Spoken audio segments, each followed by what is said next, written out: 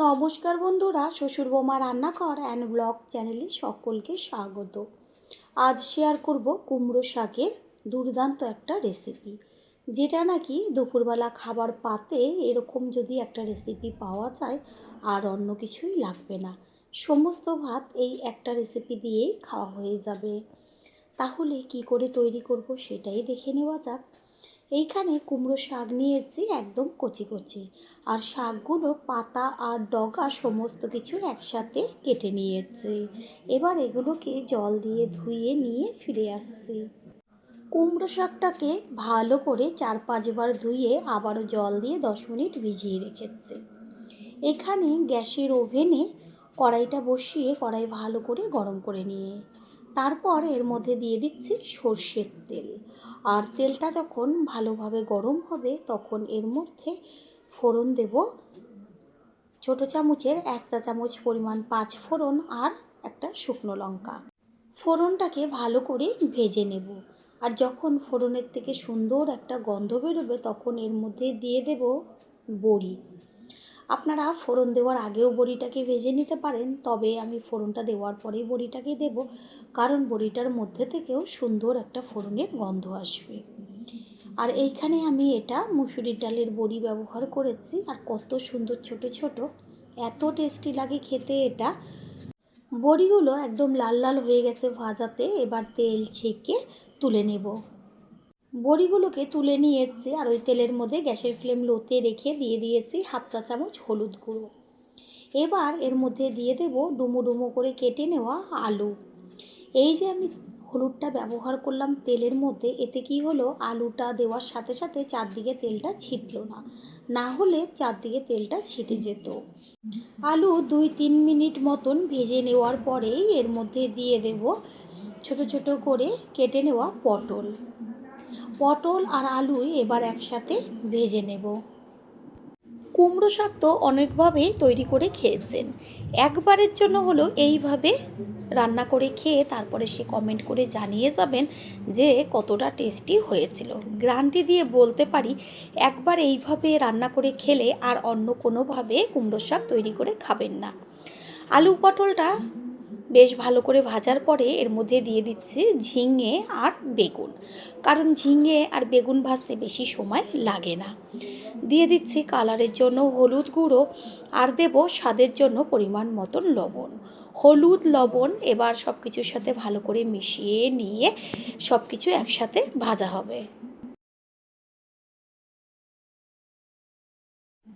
এইখানে আমি নিয়েছি মুগের ডাল, আর মুগের ডালের পরিমাণটা বেশি ব্যবহার করিনি, আবার একদম কমও না। ছোট যে কাচের বাটিগুলো হয় তার হাফ বাটি পরিমাণ মুগের ডাল নিয়েছি। খুব সুন্দরভাবে এগুলো ভাজা হয়ে গেছে। দেব ঝালের জন্য চিড়ে নেওয়া কাঁচা লঙ্কা, আর দেব 1 চা চামচ পরিমাণ আদার পেস্ট। আদা আর কাঁচা লঙ্কাটা সবজির সাথে ভালো করে মিশিয়ে নিয়ে তারপর গ্যাসের ফ্লেম তো লোতেই আছে, না হলে পুড়ে যাবে। আদার খুব সুন্দর একটা ভাজা গন্ধ বেরোচ্ছে। ঠিক এই সময় এর মধ্যে দেব ওই যে মুগের ডালটা আমি রেখেছিলাম, সেটা 4-5 বার ভালো করে জল দিয়ে ধুয়ে নিয়ে জলটাকে ঝরিয়ে তারপরে ডালটা এর মধ্যে দিয়ে দেব।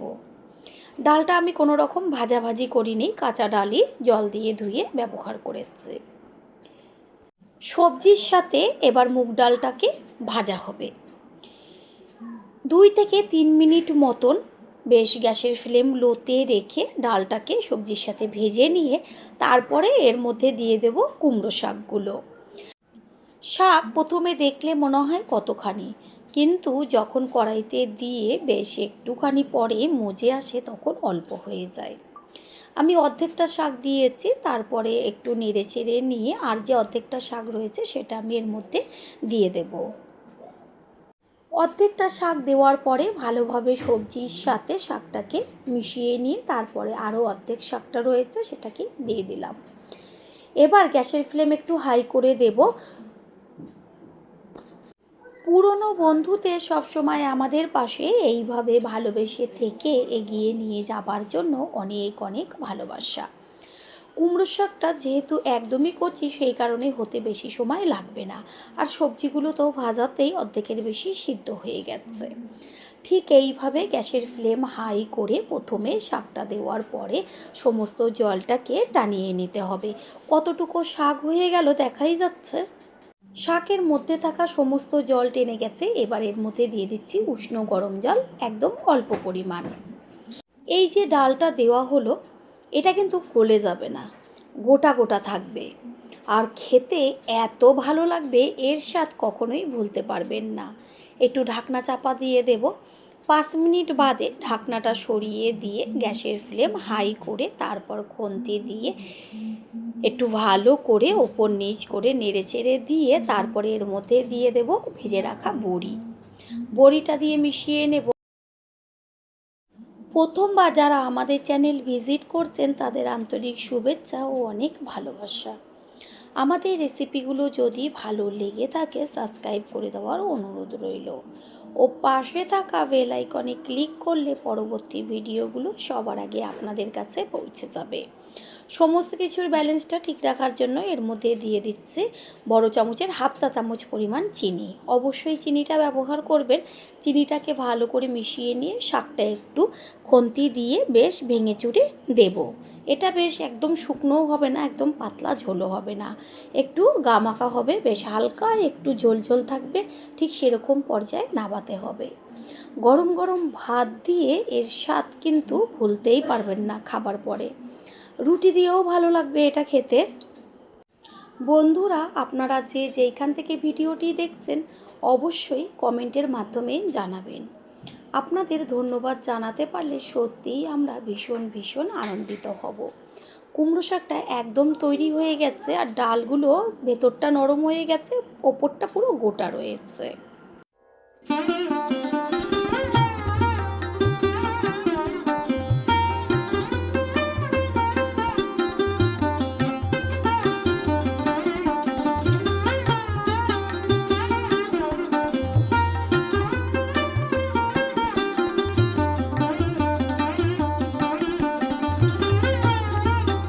কুমড়ো শাকটা একদম তৈরি হয়ে গেছে, খুন্তি দিয়ে বেশ একটু ভেঙে চুড়ে দিয়েছি, গামাখা গামাখা হয়ে গেছে। আর টেস্টটা আরও টেস্টি হবার জন্য এইখানে দিয়ে দেওয়া হলো 2 চা চামচ পরিমাণ কাঁচা সর্ষের তেল। অবশ্যই কাঁচা সর্ষের তেলটা দেবেন, যেহেতু মুগ ডাল দেওয়া রয়েছে। ভাবতে পারছেন কতটা টেস্টি হবে। গ্যাস অফ করে দিয়েছি আর তেলটাকে মিশিয়ে নিয়ে একটুখানি ঢাকনা চাপা দিয়ে দেব। 5 মিনিট বাদে ফিরে এসে দেখিয়ে দিচ্ছে, আবার একটু খুন্তি দিয়ে মিশিয়ে নিচ্ছে, তারপর একটা পাত্রে তুলে নেব। তৈরি হয়ে গেল আজকে কুমড়ো শাকের রেসিপি। আশা করি রেসিপিটি ভালো লাগলো, আর যদি ভালো লেগে থাকে একটা লাইক, কমেন্ট, পারলে একটা শেয়ার করে অবশ্যই জানাবেন। আপনাদের দেওয়া একটা লাইক ও লাইকের পাশে থাকা হাইপ আর একটা শেয়ার আমাদের কাছে অনেক অনেক গুরুত্বপূর্ণ।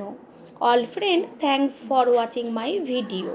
আপনারা সকলে ভালো থাকবেন, সুস্থ থাকবেন। আবারও দেখা হবে অন্য কোনো রেসিপির এপিসোডে।